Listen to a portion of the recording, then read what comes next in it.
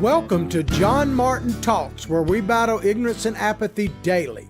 The growing ignorance of just how special this experiment we call the United States of America is, and the apathy that we can't or won't do anything and everything to save her. Well, ladies and gentlemen, we got a great show for you today. We're going to start with SCOTUS. The Supreme Court took some action yesterday that allows people to cheat by mail. And man, it's all about filling that seat. And I'll explain what that means in just a moment. And then what Ted said. We got a Breitbart story about Ted Nugent. He's come out and warning people that you better step up to the plate and vote for Donald Trump, or you can throw your Second Amendment rights right down the drain.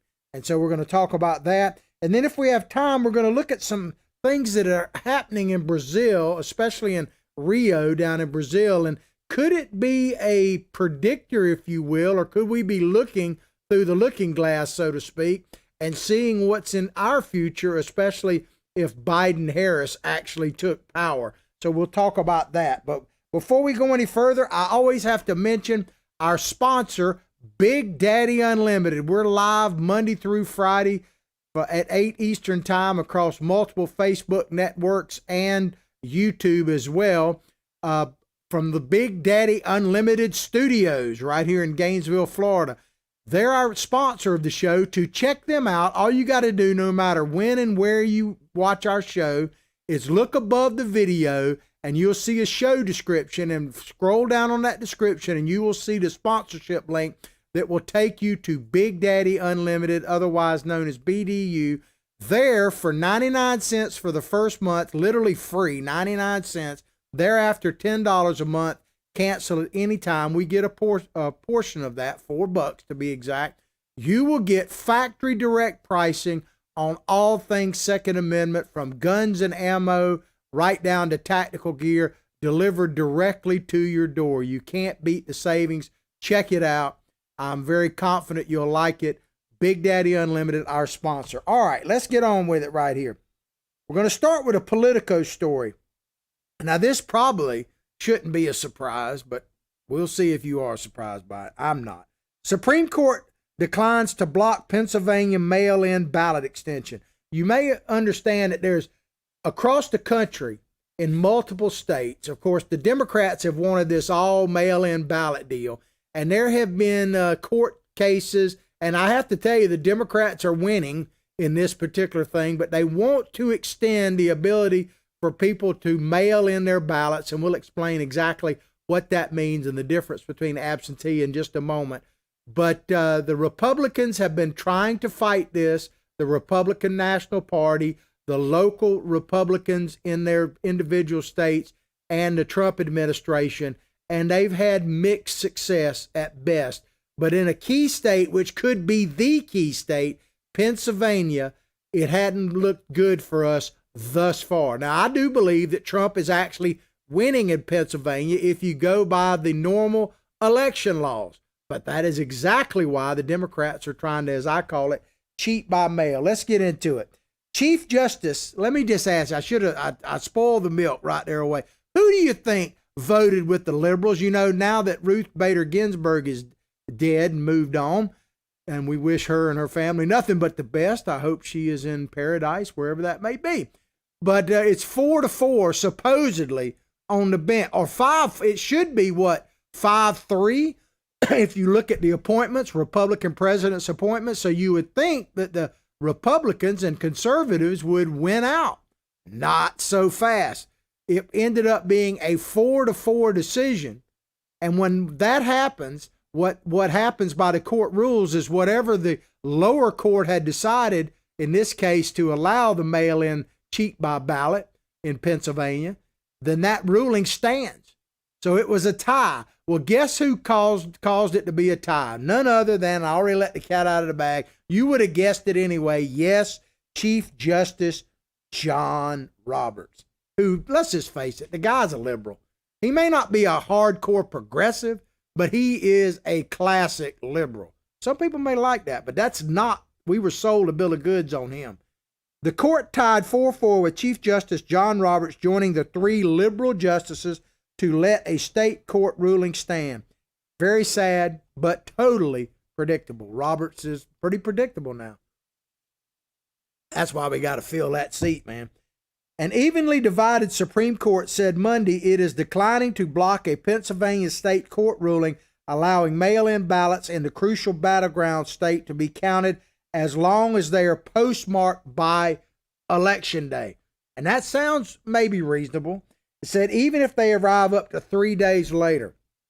3 days later, right? Now, you may not know this. Now, every absentee ballot, let me back up a minute. I'll go ahead and explain the difference. Absentee balloting, every state has some form or fashion of absentee balloting. Direct mail-in balloting that the Democrats have proposed and pretty much got pushed across the board is different than absentee balloting. Because they say, oh, President Trump votes absentee, and yes, he does. A lot of people do. A lot of Republicans, in fact, vote absentee. Basically, the basic difference is with an absentee ballot, the voter, and this is a critical difference, the voter must request that ballot. Now, in some states, you can put yourself as automatically, let's say you're an older person and you just don't want to go to the polls, you could put in to have you automatically absentee ballot. Every state's slightly different, but the real key point is that the voter has to request the ballot, and then there are restrictions as to some states you have to have, they all have to have signatures, but some states you have to have witness signatures and that type of thing, and some you don't. And they all, generally speaking, need to be postmarked before Election Day or by Election Day. Now, this 3 days later, apparently Pennsylvania didn't have that rule already. Some states, like Florida, for instance, have had that in place for a long time for absentee ballots. But here's the big difference. Going back, once again, absentee ballots, you have to the voter request. The mail-in ballot is just a blanket mail out to every registered voter. And a lot of these rolls haven't been purged. I mean, they're voting to dead people, giving ballots to dead people and everything else, people who have moved. I've heard countless personal testimony from people all across the country that they've had multiple problems with these direct mail ballots. I've heard from multiple people in multiple states that they have. I'll give you one quick example. I've heard this more than once. A person said that they were living at a residence. They'd been there for like a year or two, maybe longer, and they got direct mail ballots sent to them from people who had lived in their household or owned the home up to 15 years in one case since they moved in, and they got ballots from them. And, they didn't know what to do with them. I guess tear them up. But you can see that is ripe for fraud, especially if you don't require a signature, a witness signature and all that. So there are a lot of issues. So a lot of states with absentee balloting, I want to stress absentee balloting, have allowed that 3-day window. You could argue whether that's right or not, but it's pretty traditional. Apparently, Pennsylvania did not have that, and they've allowed it. So you may say, well, what's the big deal if states like Florida allow that to happen? Well, here's a couple of things. One is that it is, generally speaking, up to the state legislatures of each state to enact the election laws in their states, like that 3-day rule and stuff like that. The Pennsylvania legislature is Republican controlled, and they did not push this forward. It was pushed forward by Democrats and taken directly to court, ended up at the Pennsylvania Supreme Court, and they ruled in favor of the Democrats. So the Republicans challenged it, saying, hey, you have bypassed our rules to set election policy and election law in our state, which is true.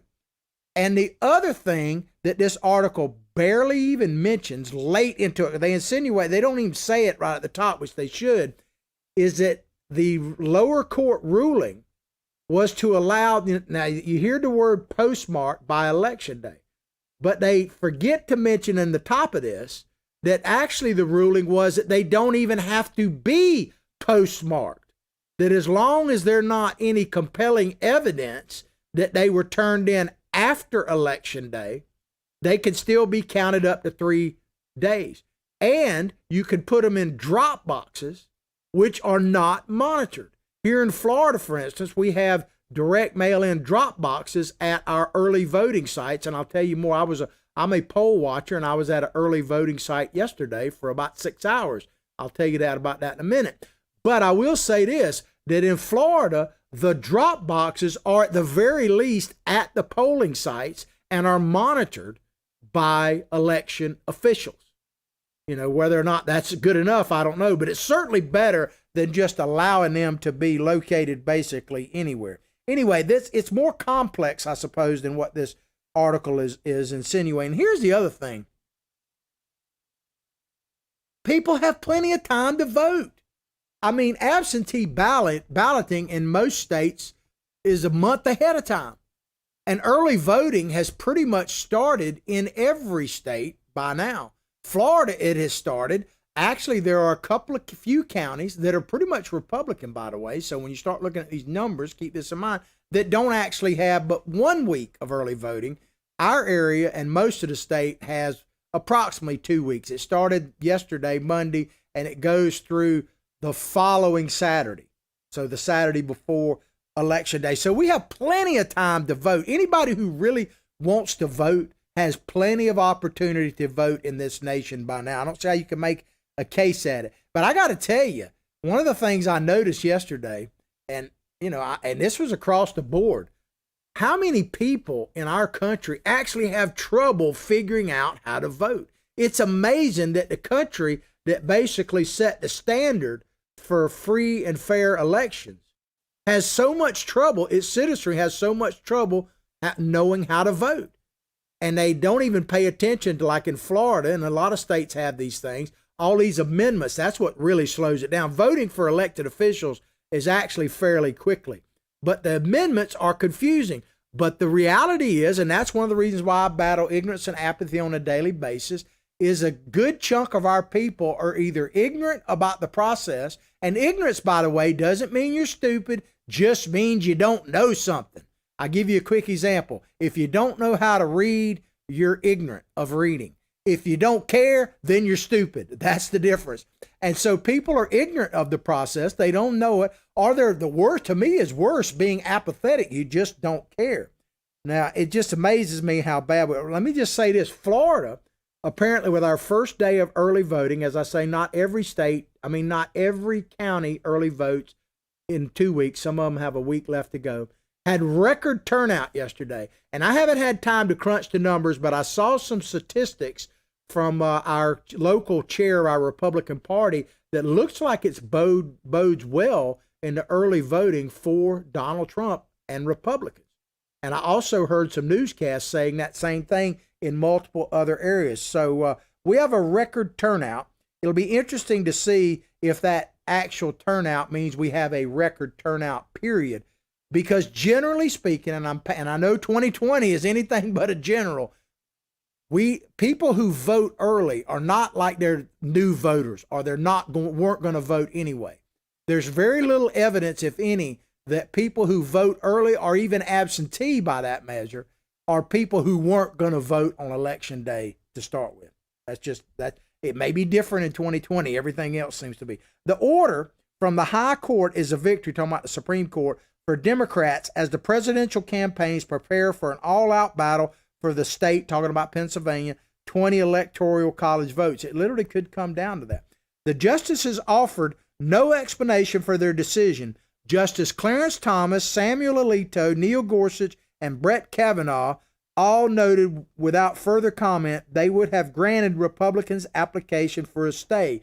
In other words, they would have maintained the election laws as they are. And here's the thing to me, and I don't really care which side of the political spectrum you're on. If you're a person who believes in fairness, and I know one side seems to believe more in that than others, I don't see how you can make a case that you should change election laws literally in the year of the election. Isn't that something, especially in the last couple of months? Shouldn't you actually do that in off-year elections through your legislature? So you got time to contemplate it, people make their case. I mean, to me, even if it's something I agreed with, I think to do it in the last couple of months, let alone election year in and of itself, is open for shenanigans myself. That's just the way I see it. The justice offered, anyway, Here's the bottom line for that, ladies and gentlemen. We need to get ACB, Amy Coney Barrett. We need to get her confirmed immediately. She needs to be on the bench before Election Day. So Republicans, get her done, man. You need to get it done. I'm not saying they're not. We need to hold their feet to the fire. We don't take anything for granted. The court's deadlock in the Pennsylvania case and the possibility that it signals a similar result in other cases, big deal, because precedent is a big thing in courts. Battleground states could further intensify an already hard-fought battle over Trump's nominee to replace Justice Ruth Bader Ginsburg, who died last month. So they're saying, and they're probably right, this is going to intensify the debate. Now, does it need to be any more intense? The Democrats, to a person, oppose anything Donald Trump does, let alone putting another person that he legally, constitutionally is able to do on the Supreme Court. So the Republicans need to just fill that seat right now. They just need to get it done, period. End of story, right? But it probably won't be. The result raises the possibility that if the Senate acts in the coming days to confirm President Donald Trump, I don't like that if, nominee appeals court Amy Coney Barrett, the high court could form a majority capable of stepping in and blocking the ruling the Pennsylvania Supreme Court issued last month. If the state or GOP leaders from the state legislature seek to renew their emergency application. So what they're saying is that if Miss Barrett, and I hope when, she gets on the court, this could come back up again because they didn't actually rule on it. They basically were a tie, and it fell back to the lower court's decision. So the Pennsylvania legislature could, and I think they have a strong case in the sense that they're making the case that it's unconstitutional to take away their right to decide election law, which is a state's right to a certain extent.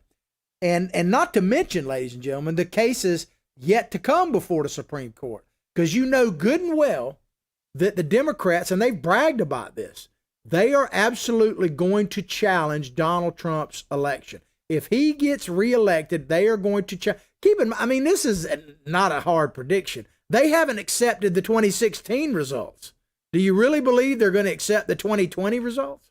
The only thing we can do is overwhelmingly take back the House, keep the Senate, and return Donald Trump. And then they can just spout in the wind all they want.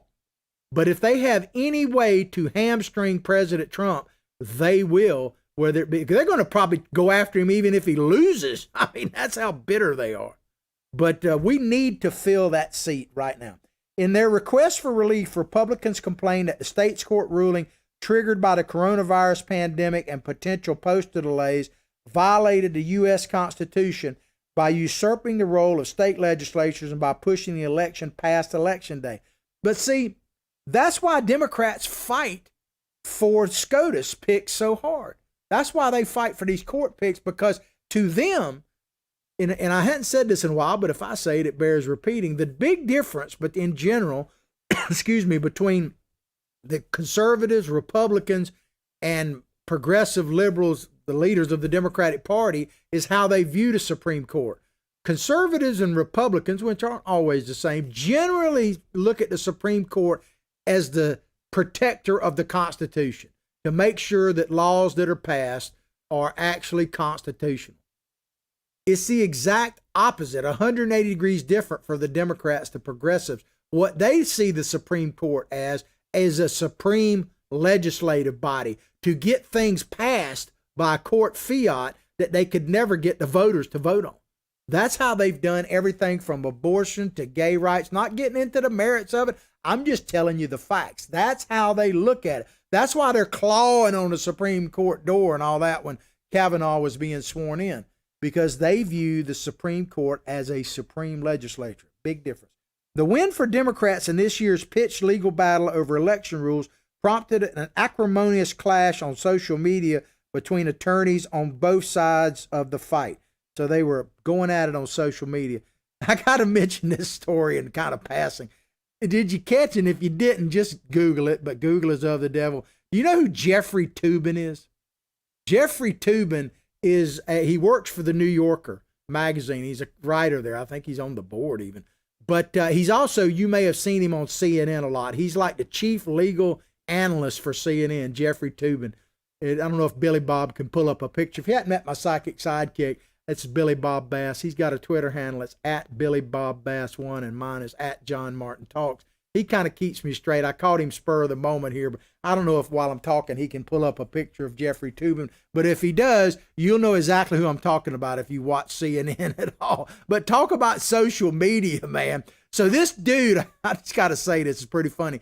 He was on a Zoom call with members of, I think, maybe some other groups and the New Yorker. And they were on a Zoom. I don't know how many people, but I'm assuming it was probably a half a dozen or more on there. And they were doing some kind of election simulation. There he is. Thank you, Billy Bob. Appreciate it. They were doing some type of election simulation, and he was playing the role of Supreme Court. Well, he must have got really excited because somewhere in the middle of all that, I guess he thought he muted the video portion of the Zoom meeting, but apparently he only muted the audio portion. And he pulled his pants down and started, shall I say, manipulating or pleasuring himself while he's on the Zoom. And the guy that's like the chief editor of the New Yorker tried to didn't cancel the Zoom meeting, but called him and told him, hey, look, you're a whack job. But here this dude, CNN's still putting him on after this. He's been suspended from the New Yorker. But you talk about using social media. I guess everybody has their ways. Anyway, I just couldn't help but pop that story out there. Back to the story here. Thank you, Billy Bob. I appreciate it. The win for Democrats in this year's pitch battle created acrimony and a social media catfight, so to speak. This is coming from Mark Elias. He said he is a Democratic attorney for the Biden campaign and for the Democratic Party. He said, great news for voting rights and voters in Pennsylvania. And so to me, what does voting rights and extending the deadline for ballots to not even have to be postmarked, counted 3 days later, and randomly dropped at wherever they designate a ballot box, what does that have to do with voting rights? I don't get it, but I'm not a Democrat anymore, so I guess I never got it then. That's why I left. This is a loss for voters. This is what Trump campaign lawyer Jenna Ellis responded to this at large. She said, this is a loss for voters and for election integrity, you partisan hack. Election integrity. Do they even know what that is? I mean, to the Democrats, requiring somebody to have a voter ID is a violation of election integrity, right? And let me just say this. Let me just cut to the chase on some of this stuff. And I've been saying this for the last few days about filling this seat with Justice Barrett. Just get it done. The Democrats are accusing the Republicans of manipulating the situation and using raw political power. And I agree. That's what they are doing. And that, by God, is what they should do. You don't think the Democrats, God forbid, if they actually get power, the least of our worries will actually be the Supreme Court, probably, because, they'll pack the court and we'll be screwed there. They're talking about having some type of tribunals to basically try members of the Trump administration. They're already talking about that. I'm telling you, it's a fact. So the Democrats' raw power, man, they're going to use it. We might as well use it and fill that seat right now. Citing the ongoing dangers posed by COVID-19, Democrats have been pressing to extend ballot counting periods and ease mail-in voting by lifting technical requirements. Interesting phrase. While President Donald Trump warned based on little evidence, if we're finding ballots in trunks of cars, we're finding ballots floating down the river in trash cans. I mean, little evidence. What more evidence? The Heritage Foundation found over 1,200 documented cases that they've actually brought criminal charges against people for voter fraud in the last decade. So without evidence, there's plenty of evidence. They just won't report it. Some in the GOP, it says here, have chafed at the president's statements. Who? Ben Sass. By the way, Nebraska. Come on, man. You gave us Ben Sass. Get rid of that dude, please. Somehow, some way.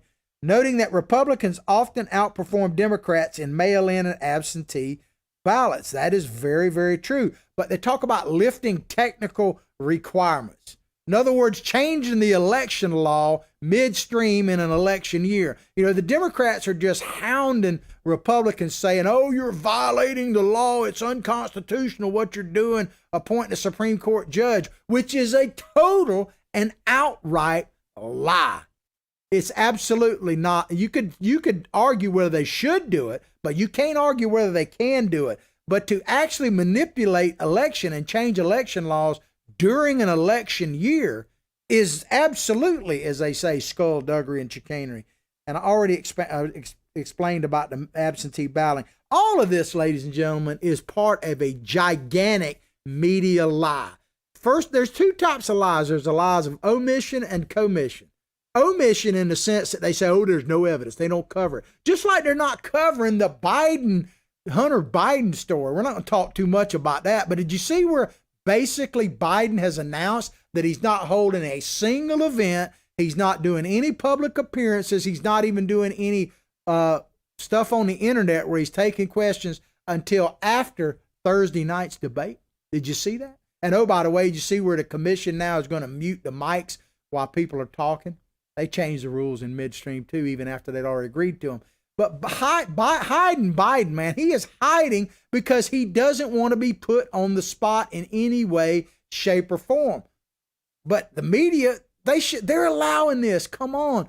Do you think that the moderator will bring, what would you, if you wanted to bet money, and I don't know, it might be a miracle and I'd lose this bet. Do you really think the moderator is going to bring up that question? The only way that question about Hunter Biden, the emails, which no one, even the Biden campaign, is not disputing, that they're saying it's a Russian conspiracy, even though they don't deny that they're Hunter Biden's emails and his laptop. No one's denying that, but somehow the Russians are involved in it, right? But the only way that's really going to come up at the debate is if Donald Trump brings it up, and they'll probably mute him for it. But this is a gigantic media lie, man. They're trying to cover up the fraud with the direct mail-in ballot and everything else because they know that only way Donald Trump is going to lose this election is if they steal it from him. But listen to this next paragraph, because the devil, as they say, are in the details. And listen to these details. Check it out. Scroll down. Here we go. Under the state court decision, ballots postmarked after Election Day would not be counted. That sounds right? But, and there's a big but those lacking postmarks would be counted if they arrived in the ensuing 3 days unless the predominance of evidence demonstrates that it was mailed after Election Day. Well, which way would you bet? The Pennsylvania court also approved the use of drop boxes to collect absentee ballots, but they're not monitored. Lacking postmarks and drop. So they counter the whole thing. You don't even have to have it postmarked. Roberts' decision to join the court's dramatic appointees in ruling in the politically sensitive dispute is sure to be regarded by some Republicans yet another betrayal by the Chief Justice. You think, man? Come on, man. I'll do a Biden. Come on, man. John Roberts is a disgrace.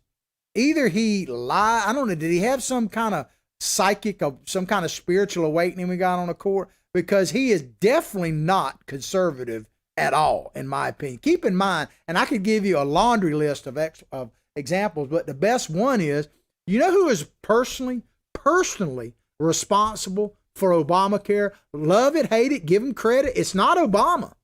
It's that guy right there. John Roberts is the reason why we have Obamacare to start with. I give him all the credit in the world for that, man. Let me just tell you, the Democrats will cheat if they get a chance. They will. I know for a fact they will. You got to fill that seat, man. We've got to fill that seat. We've got to have a Trump rally. I know early voting has started, but we absolutely must have a massive Trump rally on November 3rd, nationwide. And, because you're going to, in Florida, we had one friend of mine told me down in Sarasota that the line down there, he voted yesterday, and I appreciate you, Cliff. Shout out to my buddy. He stayed in line. His wife did later in the afternoon and voted because he's got to go out of town. Of course, he voted the right way, the MAGA way.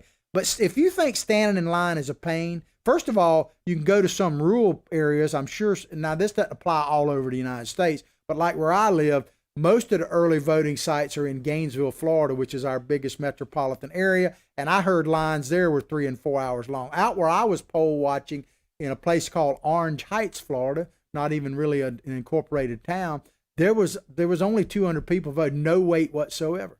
So check around. There's probably polling places where you could get to. You may have to drive an hour, like in the case here, 30, 40 minutes to get to where I'm talking about from pretty much anywhere in Gainesville. But then you don't have to wait in line for an hour. But even if you got to wait in line, is it really that big a deal? Really? I mean, I don't want to wait in a 4-hour line either. But imagine if you don't wait in the line or give the right to wait in line. It's because men and women, American citizens, have stood on the wall, ladies and gentlemen, have stood on the line, have manned the ramparts, have been in the foxholes for us to do it. So if we got to crawl on glass, as they say, it is a small pittance to pay for the right that we have been given. And so we've been standing on the wall, and I'm afraid if we don't vote and vote the right way, and I'm just going to tell you, I don't know if I've formally done this or not, but I heard somebody else had formally done it. So let me just break, in case you're in suspense, John Martin Talk, I'm going to formally endorse President Trump for 4 more years. Let's reelect Donald Trump. I mean, I know that's a big shot. Billy Bob's like, oh my God. But yes, I'm officially endorsing Donald Trump because I believe that standing in line or standing on the wall is the least of our worries. If we get Biden in there, and I'm not talking about Joe Biden himself, because this election about Joe Biden, it's already over. It's about progressives, Trojan horse Biden, and the progressives he's going to bring with him taking over our government. If they get elected, my fear is not standing on the wall, it's standing up against the wall, if you get my drift. All right, we're going to move along here. Let me check my time. Doing pretty good. Got to talk about our friend Ted Nugent. I've actually met the man, saw him in concert multiple times. Let me tell you, I don't know about now because he's like 70 something, but back in his prime when he used to wear the Tarzan little leather things, I mean, he was a madman. He was, but God, what a performer he was. I saw him do something that I am not exaggerating. I couldn't believe. He got up, they had these big wall of speakers, right? And he was on, this is like midway through the concert when he took a little break. He went in the back and he had, like I say, the Tarzan thing on. He was just jamming. And this was back in the late 70s. So it gives you an idea. Maybe about 78 when I was like a senior in high school. And I swear it must have been 30 feet, but maybe it was only 10, but it seemed like 30 feet. He jumped off these speakers, jamming with his guitar, hit the ground and did a full dadgum split and never missed a beat. I mean, even thinking about it puts a pain in me. But Ted Nugent, man, I didn't even know about politics or his politics then, but my God, he's something. But he's a man's man. That's one thing about Ted Nugent. So this is a Breitbart article. Ted Nugent, he says, Beto, Biden, Harris are coming to take your guns. There is no doubt about it. I want to play 2 quick videos because he kind of mentions them in this story. We've played them before, but they absolutely, you can't play them enough because he's talking about these people taking your guns. And so I'm going to play them back to back. First, I'm going to play Beto O'Rourke, old Paco as I call him, Robert Francis. He's ashamed of the name his mama gave him, I guess because of what he's doing. But he tells you in the Democratic debate, back when he was still alive, or still running, what he would do about guns. Check it out. In Midland, there weren't enough ambulances to get to them in time. Hell yes, we're going to take your AR-15, your AK-47. We're not going to allow it to be used against our fellow Americans anymore. Hell yes. Take them out there. I tell you all the time, take these progressives. One of my axioms, take these progressives at their word. If you're new to the show, you might not have heard, but one of the things I tell you all the time is just tell listen to what these progressives tell you. Take them at their word. Trump derangement syndrome has given them permission to just say exactly what's on their mind. I've been telling you that before. And if you're new to the show, first of all, howdy, how are you? Glad to have you. We're on every day along these Facebook networks. We're also rebroadcast. We have a YouTube channel, by the way. Let me get that out there.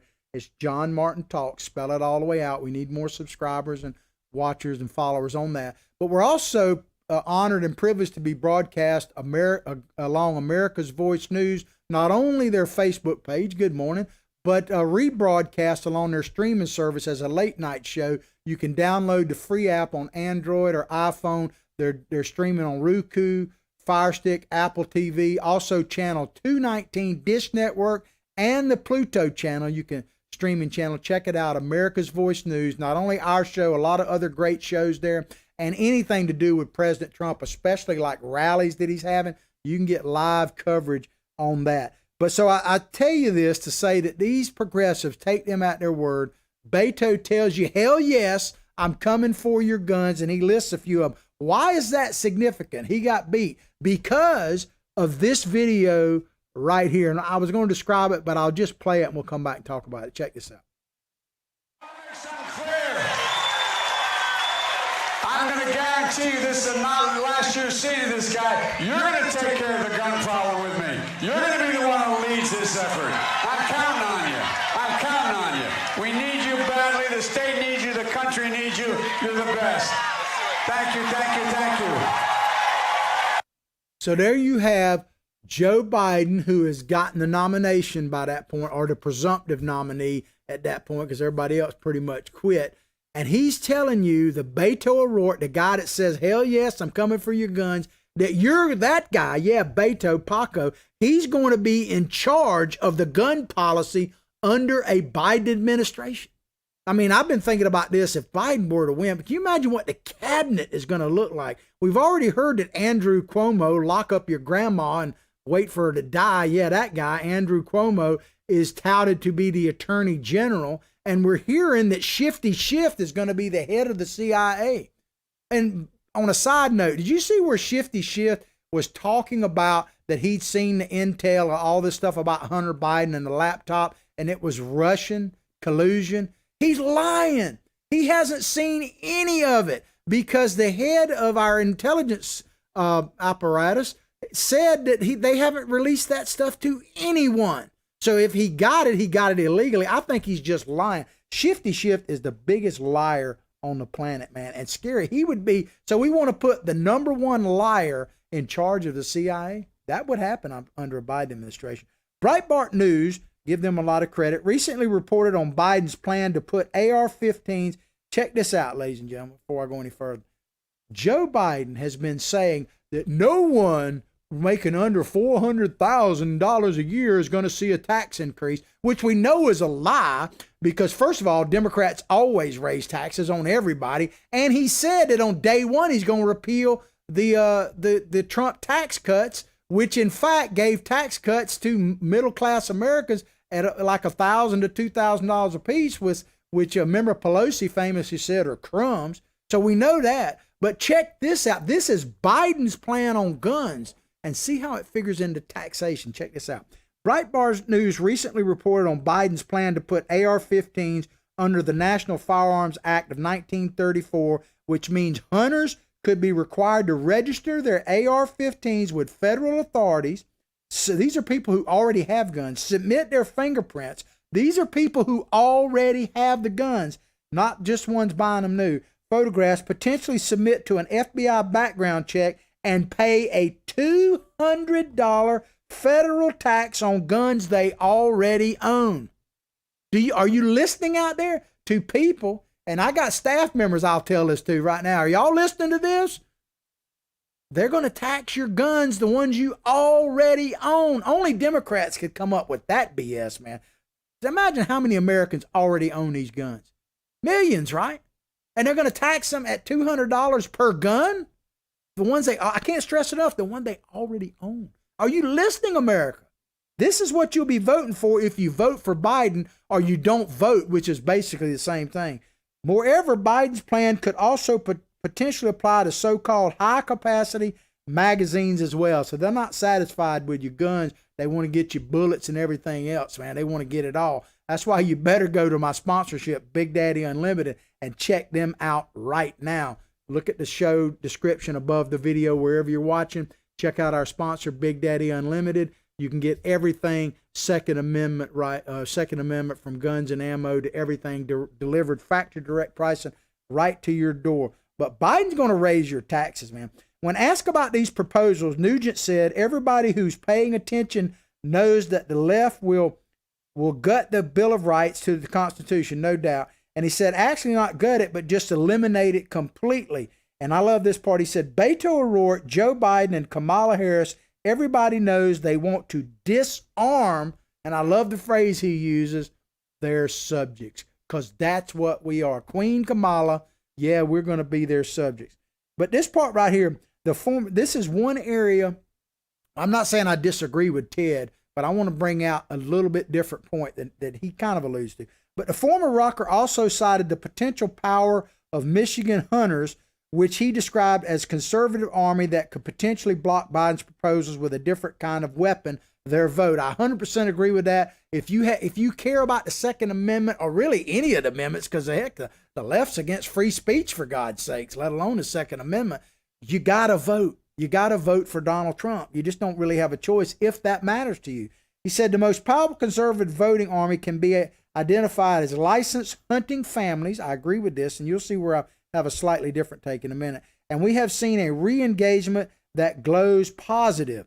So it is, ladies and gentlemen, about freedom. It is. If we don't stand up and fight for our rights, we'll probably be like this meme. This is from Braveheart. Remember, they fought bravely. They didn't have any guns, man. All they had was spears and knives and whatnot. And that's what we'll be left with if the Democrats get their way. We'll have spears, and they'll probably outlaw them. But hunting, here's the way, and I'm not putting words in Ted's mouth, so I think he would agree with me on this. But I'm a little troubled sometime when I hear the Second Amendment tied into hunting, because the Democrats do that a lot in general.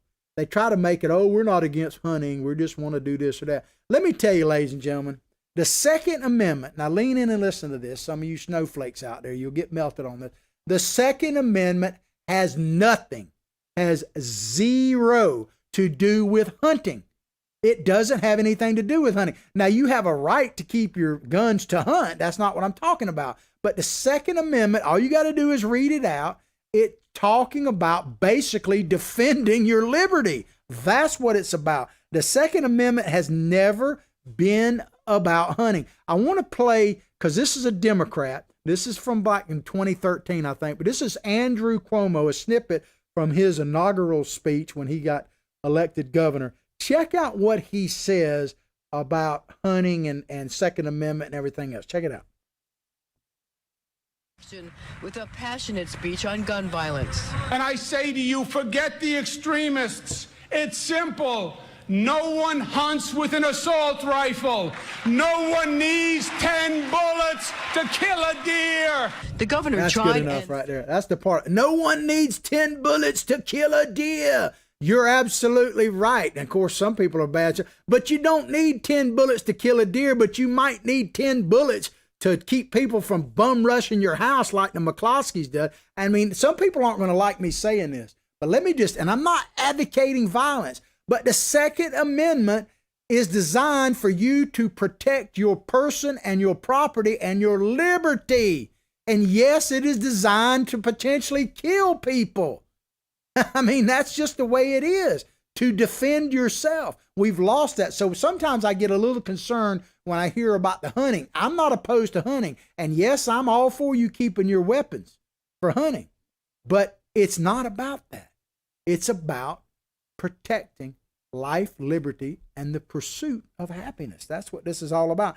So I'm going to close this story because I want to get into this last one just for a couple of minutes. But this thing, let me just say this, ladies and gentlemen, this election is bigger than Donald Trump, if that's possible. This election is about our rights as American citizens, our ability to keep our constitutional republic, what little of it is actually left. Yes, the Second Amendment, all of those things. It is about that. It is 100% about that. It has become not about Biden versus Trump. Because if the election is about Joe Biden, Trump's going to win in a walk. But this election is bigger than him because it is literally about, and something that Rush Limbaugh said yesterday, I got to give him really good credit. Biden is trying to become not Joe Biden, but he's trying to become just the generic Democrat, because the generic Democrat actually has a chance to beat Donald Trump, kind of thing. And I think he's right about that. But these progressive leftists, progresso world, you're not going to like it. If they come in, man, this election, bottom line, is not about Donald Trump versus Joe Biden. It is about freedom versus tyranny. That's it. Because we got a shot at freedom with Trump, and I guarantee you Biden and the people riding on his Trojan horse, are going to bring us tyranny. There's no doubt about it. All right, we got a couple minutes left. I want to get into this story. This is from AFP. Brazil militias control more than half of Rio. It's kind of scary, but think about that. I believe what is happening down there is a window into our future if we keep going on the path of socialism. Armed militia groups control more than half the territory of Rio de Janeiro, instilling a reign of terror in poor neighborhoods that are home to nearly 2.2 million people, according to a study published Monday. Now, the Biden-Harris ticket is going to bring this to America. It's hard. Think about what's happening in our major cities right now. What is that? And by the way, you fact checkers out there, that is a comedic meme. Fill in the caption. It is a doctored photograph. I will say that. I didn't do it, but it is. It's pretty cool. The groups have largely overpowered drug gangs as the main criminal organizations in the 41 neighborhoods home to 33% of the city's population, the study said. See, to me, this is inevitable. It's inevitable if the cops can't protect us or won't protect us or actually not allowed to protect us. We're going to have to take it into our own hands. That is what the McCloskeys, by the way, were doing in St. Louis. And that's the couple that were defending their home with an AR-15, by the way, when hundreds of rioters and people who had been looting and pillaging the night before crashed their gate and came into their neighborhood. They called the cops. The cops didn't come. They came, as Billy Bob tells me, 2 weeks later to take the McCloskeys' guns. And now the McCloskeys have been charged by the state attorney in that district. And all they were doing was defending their homes. It is inevitable that people will take the law in their own hands, and they may start out with good intentions, but it usually goes bad. The study said the expansion of militia forces in Rio de Janeiro is striking, given that it had only begun to organize in their current form in the 2000s. So it's only been going on for a little over a decade, and now they've taken over like 57% of the cities. Look how quickly, you don't think it could happen here? Look how quickly things have changed here. The cops have been pushed aside in our major cities, and people are looting, pillaging, and gun violence, if you want to call it that, people being killed, innocent people, has gone up dramatically in pretty much every major city, certainly the ones run by Democrats. Listen to this last part and we'll close out.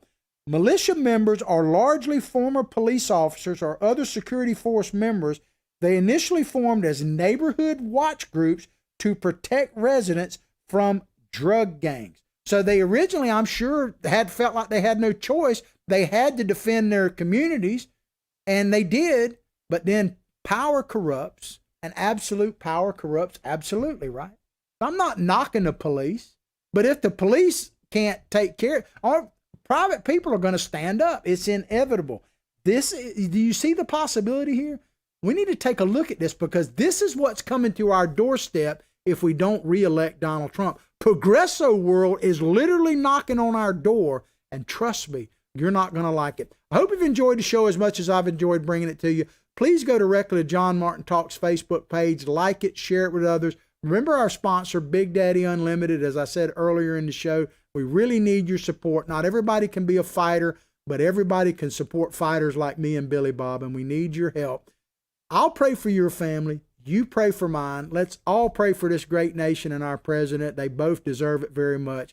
But as I say each and every day, from my heart, from my family to yours, have a blessed